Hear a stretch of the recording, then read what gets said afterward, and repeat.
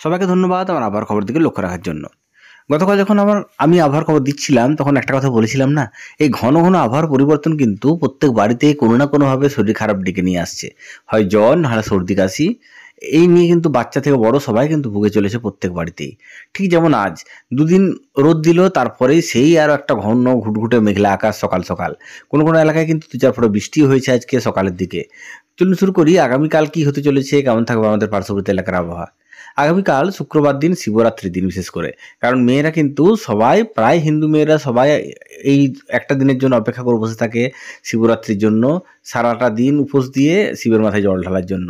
চলুন শুরু করি সেই জল ঢালার দিন কেমন থাকবে আমাদের পার্শ্ববর্তী এলাকার আবহাওয়া।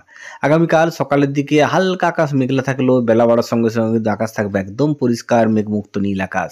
যত বেলা বাড়বে তত কিন্তু গরমের অনুভূতি বাড়বে, কারণ তাপমাত্রাটা কালকে পৌঁছে যাবে পশ্চিমাঞ্চলের জেলাগুলিতে প্রায় 34 ডিগ্রির কাছাকাছি।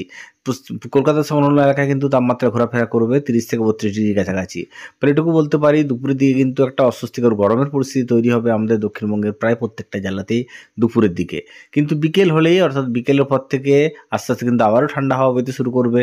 বৃষ্টির সম্ভাবনা সেভাবে নেই বললেই চলে, কোথাও কোথাও বিক্ষিপ্ত হবে, স্থানীয় বজ্রগর্ভ মেঘের জন্য বৃষ্টি হলেও সমস্ত দক্ষিণবঙ্গে যে বৃষ্টি হবে তার কোনো নিশ্চয়তা কিন্তু কালকে নেই। তবে কালকে স্থানীয়ভাবে বজ্রবিদ্যুৎ সহ বৃষ্টি কিছুক্ষণের জন্য কোনো কোনো এলাকায় হলেও হতে পারে, তবে পুরো দক্ষিণবঙ্গ জুড়ে বৃষ্টির কোনো সম্ভাবনা নেই।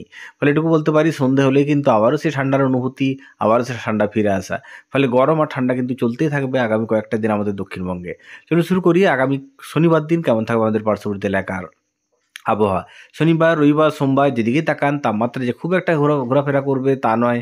দিনের বেলা তাপমাত্রা আস্তে আস্তে বাড়তে শুরু করবে, কারণ প্রায় মার্চের মাঝামাঝি চলতে চলেছি আমরা আস্তে আস্তে।